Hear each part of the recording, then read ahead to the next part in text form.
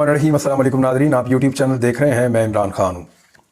काफ़ी सोर्सेज जो थोड़े से घबराए हुए थे, परेशान थे, मेरे अपने सोर्स जो रब्ता नहीं कर रहे थे, अब आहिस्ता आहिस्ता एक्टिवेट हो रहे हैं क्योंकि बहुत सारी चीज़ें पाकिस्तान में क्लियर हो रही हैं। उनका एतमाद वापस आ रहा है। एक ऐसा सोर्स जो पहले काफ़ी एक्टिव हुआ करता था, उसने मुझे बड़ी ज़बरदस्त खबर पहुँचाई है और ये खबर मैं आपके सामने रखूँगा। सिर्फ मियाँ नवाज शरीफ में ये एहलियत है कि वो सोर्स को पहचान सके, उनको आइडिया हो जाएगा कि ये खबर कहाँ से आई है। लेकिन मज़े की बात यह है कि मियाँ साहब उसका कुछ भी नहीं बिगाड़ सकेंगे, इसलिए मैं ये खबर आपके सामने रख रहा हूँ और बड़ी इंटरेस्टिंग खबर है। इसको गौर से सुनिएगा। आप सबके दिमाग में ये चल रहा होगा कि अचानक मियाँ साहब इनकलाबी कैसे हो गए। मैं भी ये सोच रहा था और इस पर मैं बार बार गौर कर रहा था कि ये मुमकिन नहीं है कि बेटी वज़ीर आला हो, भाई वज़ीर आज़म हो और नवाज शरीफ खुद अपोजिशन लीडर बन जाए या वो मुज़ामत का बयानिया अपनाए, लोग कहना शुरू हो जाए लावा पक रहा मियाँ साहब के अंदर, किसी टाइम भी पाट जाएगा, कोई कुछ कह रहा है, कोई कुछ कह रहा है। मियाँ साहब खोल रहे हैं, मियाँ साहब जो है पहलवानी शुरू कर दी है उन्होंने, वो यहाँ से आगे टकरा जाएंगे निज़ाम के साथ और एंटी एस्टेब्लिशमेंट, और मियाँ साहब के साथ बड़ी ज्यादती हुई है, हमें धांधली की गई है। ये सारा कुछ जो किया जा रहा था और बहुत सारे लोग जो हैं वो ढोल गले में डाल डाल कर चिल्ला रहे थे कि नवाज शरीफ अब वो नहीं रहेगा जो वो था, वो मुज़ामत शुरू करेगा। तो हम इस पर पहले भी बात कर चुके, किसके खिलाफ मुज़ामत करेगा। लेकिन अब आइए खबर, और मैं आपके साथ खबर शेयर करता हूं और खबर बड़ी इंटरेस्टिंग है। देखिए, ये वो सोर्स है जिसके ज़रिए से पहले मैंने बड़ी ज़बरदस्त 2-3 खबरें ब्रेक की थी और आज मैं आपको बता रहा हूं कि नवाज शरीफ ने ये जितना कुछ भी शुरू किया है, ये एक नूरा कुश्ती है। इसका आइडिया तो हमें था, लेकिन किस बुनियाद पे है, वो जो चीज़ें उन्होंने मुझे बताई, मैंने फिर उसको पॉइंट्स के अंदर लिख लिया ताकि मेरे समझने वालों को ज़रा आसानी रहे कि मियाँ साहब ये क्यों कर रहे हैं। और मियाँ साहब ने बाकायदा इसको डिस्कस किया है। मियाँ साहब की अपनी जो एक किचन कैबिनेट है जिसमें बहुत थोड़े से लोग हैं और उनकी फैमिली के लोग हैं, वहाँ पे मियाँ नवाज शरीफ साहब ने इसको डिस्कस किया कि हमें इस बयानिया को लेकर चलना है और इस बयानिया को क्यों मार्केट में रखना है, इसके फ़ायदे और नुकसान हमें क्या होंगे और ये क्यों किया गया और इसमें इस्तेमाल किस किस को करना है। अभी बहुत सारे लोग जो है ना, वो जो बड़ी बड़के मार रहे हैं, बहुत ऊंची ऊंची बोल रहे हैं, उनमें से ज़्यादातर को पता ही नहीं है कि मियाँ साहब ने क्या प्लान किया है। वो मियाँ साहब के कहने में हलाशेरी के अंदर आके वो स्टेटमेंट्स तो देते जा रहे हैं, लेकिन सज़ा बाद में इन्होंने काटनी है। मियाँ नवाज शरीफ साहब ने इस खेल के अंदर एक मरतबा फिर नूरा कुश्ती करके बाकी सबको धोखा दे देना है। मियाँ साहब ने सबको आगे तो लगाया हुआ है, फिलहाल इस्तेमाल तो कर रहे हैं, लेकिन मियाँ साहब को एक्चुअली उनके दिमाग में क्या चल रहा है या इन्होंने प्लान क्या किया है, वो मैं आपको बता देता हूँ। इस मीटिंग में 7 से 8 लोग मौजूद थे, मियाँ नवाज शरीफ समेत, और जो चीज़ें डिस्कस हुई वो मैं आपके सामने अभी रख देता हूँ। मियाँ नवाज शरीफ हुकूमत को इंजॉय करेंगे, हुकूमत को गिरने से हर सूरत बचाएंगे। मियाँ नवाज शरीफ साहब पंजाब में अपनी बेटी की हुकूमत से बहुत खुश हैं कि वो वज़ीर आला पंजाब बन गई है और वफाक में अपने भाई के वज़ीर आज़म बनने के ऊपर मियाँ नवाज शरीफ साहब खुश हैं कि कम से कम वज़ीर आज़म उनके अपने कंट्रोल का आदमी है और घर का आदमी वज़ीर आज़म बन गया है। अब चाहे वज़ीर आज़म के अपने कंट्रोल में पाकिस्तान की हुकूमत है या नहीं है, लेकिन वज़ीर आज़म जो है वो नवाज शरीफ के कंट्रोल में है फिलहाल। अब ये है कि सिर्फ नवाज शरीफ साहब अवाम को दिखाने के लिए, अपने कारकुनों को दिखाने के लिए नाराज़गी की एक अदाकारी करेंगे, ये तय हो गया था।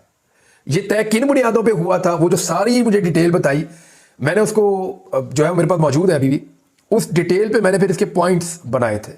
वो पॉइंट्स मैं आपके साथ आज शेयर कर देता हूं कि एक्चुअली मियाँ नवाज शरीफ साहब ये क्यों कर रहे हैं। नंबर 1, अवाम में ये तासुर बनाना है मियाँ साहब ने कि मैं विक्टिम हूं। यानी इस वक्त का अगर कोई सबसे बड़ा विक्टिम है तो वो इमरान खान है। मेरे ख्याल में पाकिस्तान की सियासत में पिछली कई दहाइयों में अगर कोई सबसे बड़ा विक्टिम है जो डील नहीं कर रहा, तो वो इमरान खान है, जिसके ऊपर उस नौयत के केसेस बने जो किसी के ऊपर नहीं बने। तो सबसे बड़ा विक्टिम वो है। लेकिन नवाज शरीफ साहब दोबारा विक्टिम कार्ड इस्तेमाल करने के लिए एक अजीबोगरीब मुज़ामती बयानिया जो है या नाराज़गी का एक अंदाज जो है वो अपना मार्केट के अंदर, सियासी मार्केट के अंदर रखेंगे। नंबर 2 जो चीज़ तय हुई वो ये है कि इलेक्शन जब भी होंगे, नवाज शरीफ के पास पहले से एक एंटी एस्टेब्लिशमेंट बयानिया मौजूद होगा, कोई दोबारा तो उसको घड़ने की जरूरत नहीं पड़ेगी, ग्राउंड उनकी तैयार होगी। यानी ये जो हुकूमत बनी है, ये इतनी कमज़ोर हुकूमत है, बैसाखियों पे खड़ी हुकूमत है, ये किसी भी वक्त गिर सकती है या किसी वक्त भी दोबारा इलेक्शन आ सकते हैं। चलिए इलेक्शन अगर 5 साल के बाद भी आते हैं, खुदा ना खास्ता ये हुकूमत अगर इतनी लंबी चलती है, क्योंकि ये तो अवाम मुखालिफ हुकूमत है, अगर ये इतनी लंबी भी चलती है, 5 साल भी चलती है, तो तब भी 5 साल के बाद मियाँ साहब को एंटी एस्टेब्लिशमेंट बयानिया चाहिए होगा।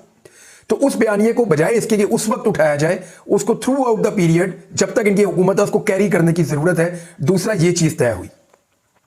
तीसरा, अगर हुकूमत गिरे तो फौरी तौर पे ये बयानिया बनाया जाए, यानी पीपल्स पार्टी निकल जाए या एमक्यूएम निकल जाए या अपना कोई फड्डा पड़ जाए या हुकूमत गिर जाए या पीटीआई अपनी सीटें वापस ले ले, तो ऐसी सूरत में फौरी तौर पे हुकूमत गिरने पर यह कहा जाए कि क्योंकि नवाज शरीफ साहब ने अवामी और इनकलाबी बयानियां उठाया था, ये उस बयानिए की एक मरतबा फिर सजा मिली है, फिर दोबारा से उसको विक्टिम बना जाए। क्योंकि हुकूमत, इनको आइडिया है कि ये बिल्कुल ऐसे रेत की दीवार की तरह है, अगर ये गिर गई हुकूमत तो फिर बयानिया उस वक्त ये बनाया जाएगा फौरी तौर पे कि क्योंकि नवाज शरीफ एंटी एस्टेब्लिशमेंट हो गए थे या मुजामत कर रहे थे, उनकी सजा दी गई, हुकूमत गिरा दी गई। चौथी इसके अंदर एक और जो चीज मैंने नोट की और वो मुझे जो तफसील में पता चली वो ये है कि हुकूमत की फैलाई हुई तबाही, अच्छा ये मैं सब आपको आसान अल्फाज में बता रहा हूँ, ये टर्मिनोलॉजी भी मुख्तलिफ थी और जो चीज़ें मेरे तक पहुंची वो किसी और अंदाज में थोड़ी सी पहुंची, मैं बिल्कुल आसानी आपके लिए कर रहा हूँ। चौथी चीज़ ये है कि हुकूमत की फैलाई हुई तबाही से मियाँ साहब ये चाहते हैं कि ये कहकर जान छुड़ा ली जाए कि नवाज शरीफ तो हुकूमत लेने के हक में ही नहीं था, ये तो हुकूमत ज़बरदस्ती हमारे गले में डाल दी गई, हमारे तरले और मिन्नतें किए गए कि जनाब पाकिस्तान तबाह हो जाएगा, मुल्क बर्बाद हो जाएगा, हुकूमत आपको लेनी पड़ेगी, पाकिस्तान बचा लीजिए खुदारा। तो मियाँ नवाज शरीफ तो फिर भी नहीं मान रहा था, लेकिन ज़बरदस्ती PMLN को ये हुकूमत लेनी पड़ी है। और इसकी गवाही ये है कि हुकूमत के अंदर जो है वो बहुत सारे वजीर हमारे थे ही नहीं। ये भी एक बयानिया रखा जाएगा, यानी हुकूमत ने लोगों का कुछ उम्र तो निकालना है, महंगाई तो बहुत ज्यादा करनी हो तो कर रहे हैं, फिर पेट्रोल की कीमत बढ़ा दी है, ये रोटियां हाथ में पकड़ पकड़ के तंदूरों के ऊपर अपना इनकलाब ले जाके उससे कोई फर्क नहीं पड़ेगा। ये कोई गवर्नेंस नहीं है कि अपने घर से निकले और महल्ले वाले तंदूर में जाके रोटी हाथ में पकड़ ली और लोगों से कहा जी 16 रुपए की है, ये ऐसे 16 रुपए की नहीं होगी। टीवी रिपोर्ट्स के अंदर आज भी 20 रुपए की बिक रही है और टेलीविजन वाले कह रहे हैं आपका पसंदीदा जियो टीवी चला रहा था। बहरहाल ये कहकर मियाँ साहब जान छुड़ाएंगे उस वक्त, ये तय पा चुका है जब भी कभी इलेक्शन आएगा या हुकूमत तब्दील होगी या हुकूमत गिर जाएगी, ये कहकर जान छुड़ा लेंगे मियाँ साहब कि जनाब मैं तो हुकूमत के हक में नहीं था, अगर नहीं डिलीवर किया तो ये हुकूमत नहीं। और उसका बयानिया जो है आपको एक स्टेटमेंट याद रखना चाहिए राणा सनाउल्लाह साहब का, उन्होंने कहा जी हमारी हुकूमत नहीं है, लोगों ने हमें सिंपल मेजोरिटी नहीं दी, लोगों ने हमें नवाज शरीफ को वज़ीर आज़म नहीं बनाया। अब लोगों ने तो नहीं बनाना था, अब नवाज शरीफ भी MNA है, बजाय इसके कि शहबाज शरीफ वज़ीर आज़म पाकिस्तान बनता नवाज शरीफ बन जाता, इससे क्या फर्क पड़ता है, एक ही पार्टी है, नवाज शरीफ के ऊपर कोई पाबंदी तो नहीं है, नवाज शरीफ खुद जाकर वज़ीर आज़म बन जाता।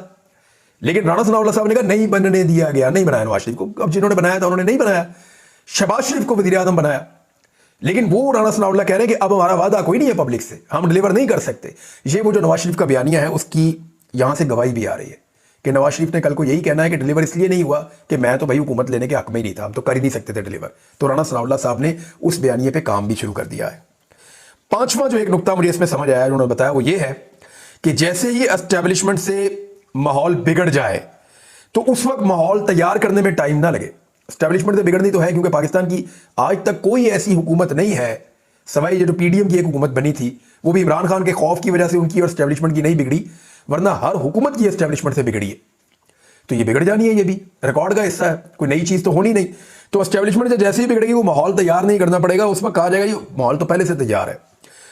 अब जी छठा नुकता इसमें ये एक और मुझे इन्होंने पॉइंट बताया कि एस्टेब्लिशमेंट पर एक दबाव भी कायम रखना चाहते हैं मियाँ साहब और उनकी पार्टी के किचन कैबिनेट के लोग कि मियाँ साहब हम सारे तो साथ चल रहे हैं और काम अपना चला रहे हैं हुकूमत का, आप जरा एक दूसरा बयानिया भी रखें ताकि एक दबाव भी रहे एस्टेब्लिशमेंट के ऊपर कि जनाब ये इनके पास दूसरा बयानिया भी तैयार है, अगर हम इनकी किसी वक्त हमारी इनके साथ बिगड़ जाएगी तो ये सड़कों पे भी आ जाएंगे, ये एहतजाज भी करेंगे, ये एंटी एस्टेब्लिशमेंट बयानियां उठाएंगे, पहले PTI के साथ इतना लंबा फड्डा चला अब इनके साथ चल जाएगा।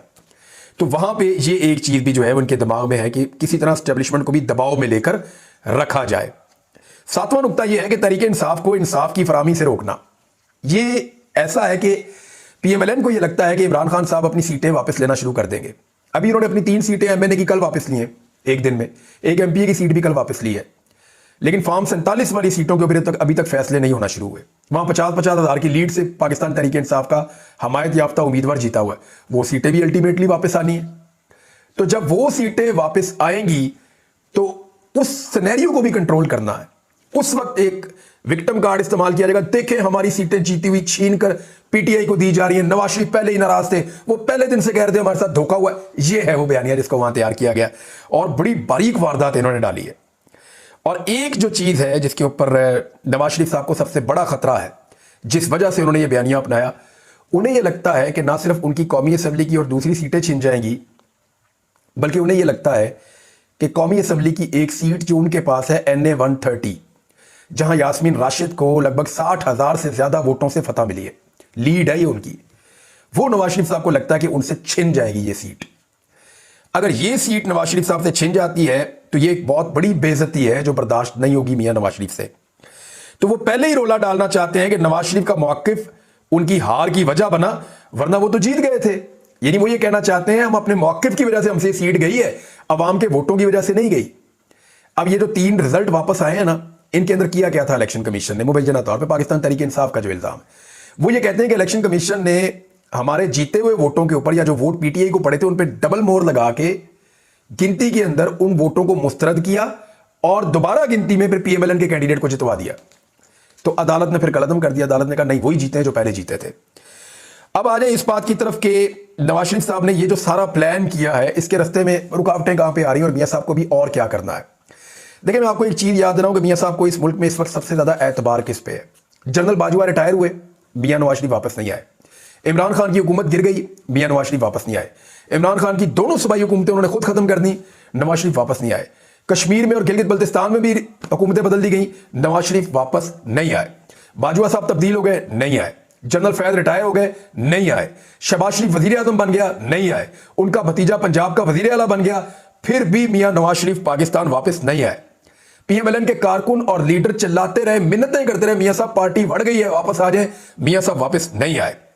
और पार्टी का बयानिया और पार्टी की मकबूलियत पूरी तरह मुतासिर हुई, लेकिन मियां साहब वापस नहीं आए। मियां साहब के डॉक्टरों ने कहा नहीं जाना वापस, मियां साहब आपके प्लेटलेट्स ठीक नहीं है, आप बीमार हैं। लेकिन आप गौर कीजिए, जैसे ही काजी फायद ईसा साहब चीफ जस्टिस ऑफ पाकिस्तान बने, मियां साहब ने वापस आने का ऐलान कर दिया। मियां नवाज शरीफ की नजर में इस वक्त पाकिस्तान का सबसे कीमती आदमी चीफ जस्टिस ऑफ पाकिस्तान जनाब जस्टिस काजी फायद ईसा साहब हैं, जिनकी तकर्री के बाद मियां नवाज शरीफ साहब पाकिस्तान वापस आए हैं। ये मेरा तजजिया है और हकायक भी हैं। और किसी बड़े इवेंट पे मियां साहब पाकिस्तान वापस नहीं आए, किसी बड़े इवेंट पे नहीं आए। मियां साहब वापस आए उस वक्त जब चीफ जस्टिस काजी फायद ईसा साहब बन गए, तब वो वापस तशरीफ लाए। यानी 21 अक्टूबर 2023 को मियां साहब आते हैं और उससे एक माह पहले 17 सितंबर 2023 को काजी फायद ईसा साहब चीफ जस्टिस बनते हैं। अब मियां नवाज शरीफ साहब कोशिश करेंगे कि काजी फायद ईसा साहब को एक्सटेंशन मिले ताकि अगले 3 साल तक के लिए मियां नवाज शरीफ साहब के प्रॉब्लम्स दूर हो जाएं। अब इस सारी सूरत हाल में जो सबसे बड़ी प्रॉब्लम है वो इमरान खान है। इमरान खान जो है वो मियां नवाज शरीफ साहब के असाब के ऊपर सवार है। इमरान खान साहब क्या चाहते हैं ये भी खबर मैं आपको दे देता हूं और ये बहुत इंटरेस्टिंग खबर है। इमरान खान साहब ने ये प्लान किया है और वो ये चाहते हैं कि ये जो इत्तेहादी हुकूमत है इनका इत्तेहाद ना टूटे, ये इत्तेहाद कायम रहे, पीपल्स पार्टी का, एमक्यूएम का, पीएमएलएन का, और अगर कोई और भी इन्हें ज्वाइन करना चाहता है तो करे। ये इत्तेहाद इमरान खान साहब चाहते हैं ये भी कायम रहे और एस्टेब्लिशमेंट के साथ इस इत्तेहाद की दोस्ती भी कायम रहनी चाहिए। ये है इमरान खान साहब का मिशन। वो ये चाहते हैं कि एस्टेब्लिशमेंट की दोस्ती इस इत्तेहाद के साथ कायम रहे ताकि जब भी पाकिस्तान में इंतखाबात हो या सूरत-ए-हाल बदले, इसका सारा का सारा सियासी इंपैक्ट इन इत्तेहादियों के ऊपर ही आना चाहिए। यानी इमरान खान साहब चाहते हैं कि ये कभी भी एंटी एस्टेब्लिशमेंट बयानियां ना अपनाएं, ये सारे के सारे जो एस्टेब्लिशमेंट के साथ इनकी दोस्ती है उसको एंजॉय करें। और दूसरी बात एक और है, इमरान खान साहब अब ये भी नहीं चाहते कि फौरी तौर पर उनको इख्तियार मिल जाए। अब मैं आपको ये बता रहा हूं, ये बात तो करेंगे, इनके पॉलिटिकल लोग भी कहेंगे हमारा मैंडेट है हमें वापस करो, लेकिन जो हक है और जो सही बात है वो करनी चाहिए। इमरान खान साहब और उनकी पार्टी के अहम लोग अब ये बात करते हैं कि जो इन्होंने इस मुल्क के अंदर तबाही फेरी है ना, ये बोझ अब इनको उठाने दें और इन्हीं के ऊपर ये सारा बोझ पड़ने दें। इन्होंने इकॉनमी को तबाह कर दिया, इन्होंने पाकिस्तान के साथ अजीबोगरीब तजर्बा किया है। अब अवाम की गालियां भी इन्हीं को पड़ेंगी और अवाम की मुखालफत का सामना भी इन्हीं को करना पड़ेगा। तो जितने भी मुश्किल फैसले हैं और अवाम को पीसने वाले फैसले हैं, क्योंकि ये कोई भी आएगा उसे करने पड़ेंगे। अगर इमरान खान आज इक़्तिदार में आ जाते हैं तो आपको क्या लगता है कि पाकिस्तान में कोई जादू का चलागा जो सब ठीक हो जाएगा? सालों लग जाएंगे अब चीजें ठीक होने में, जितनी तबाही इस मुल्क की मईशत के साथ हो गई है। तो ये जो तबाही है जिन्होंने फेरी है उसकी गालियां भी फिर वही खाएं। तो इमरान खान साहब को जल्दी कोई नहीं है। आप देखें जब वो टाइम देते हैं कि मैं बाहर आ जाऊंगा तो वो भी महीनों का टाइम देते हैं। वो आएंगे, एक मोमेंटम बनाएंगे, एक तहरीक बनाएंगे, वो अपनी पार्टी को मुतहर्रिक करेंगे। इमरान खान साहब को अब कोई ऐसी जल्दी नहीं है जैसी मुसीबत इन सारों को पड़ी हुई है, लेकिन वो ये इमरान खान चाहेंगे कि एस्टेब्लिशमेंट की दोस्ती पीडीएम की इन जमातों के साथ जो इस वक्त इख्तियार में है वो बरकरार रहे। और नवाज शरीफ साहब एक झूठा बयानिया ऐसा जिसमें वो साबित करना चाहे कि नहीं जी मैं तो एस्टेब्लिशमेंट का दोस्त नहीं हूं, मेरे साथ तो ज्यादती हुई है, वो उस बयानिया की एक जाली नाराजगी का एक ड्रामाबाजी वो करेंगे मियां साहब, और वो आपको आने वाले दिनों में थोड़ी बढ़ती हुई नजर आएगी। मियां साहब के जो ढोलची हैं या मियां साहब के आसपास जो दरबारी हैं वो आप देखिएगा बड़ा रौला डालेंगे कि मियां जदों आएगा लग पता जाएगा। वो तो कौम को लग गया पता पहले ही, और मियाँ साहब का इनकलाब जो है वो आज तंदूर पे पहुंचा हुआ था, वज़ीर आला पंजाब के मुशीर के तौर पे। देखते हैं ये इनकलाब और कहाँ कहाँ जाता है। तो नाज़रीन, ये थी सारी कहानी, लेकिन एक चीज़ आपको मैं जाते जाते बता दूं और इस खबर को अपने जहन में रखिएगा। इमरान खान को कहा जाता था कि ये भारत का दोस्त है, मोदी का यार है, और इमरान खान साहब के बारे में बड़े इल्ज़ामात लगाए जाते थे। लेकिन जब से ये हुकूमत आई है, एक छोटी सी खबर आपको 2 लाइनों की सुना देता हूँ। नई हुकूमत के पहले महीने में भारत से दरामदाद में बहुत बड़ा इजाफा हो गया। जो चीज़ें पाकिस्तान भारत से खरीदता है उसमें बहुत बड़ा इजाफा हो गया है। वजारत तजारत के ज़राए के मुताबिक मार्च 2024 में भारत से सालाना बुनियाद पर दरामदाद 48% बढ़ गई है। इमरान खान के दौर में आपको याद है कश्मीर के मामले के ऊपर उन्होंने भारत से बिल्कुल ताल्लुकात मुनक़ता कर दिए थे और तजारत बंद कर दी थी। बाद में सिर्फ जिंदगी बचाने वाली अद्वियात की इजाजत थी, वो भी कोविड वजह से। लेकिन अब आप देखें ये हुकूमत आई तो फिर आप अच्छी तरह आप जान सकते हैं कि मोदी का यार कौन है। अब तक के लिए इतनी, अपना ख्याल रखिएगा, अपने चैनल का भी। अल्लाह हाफ़िज़।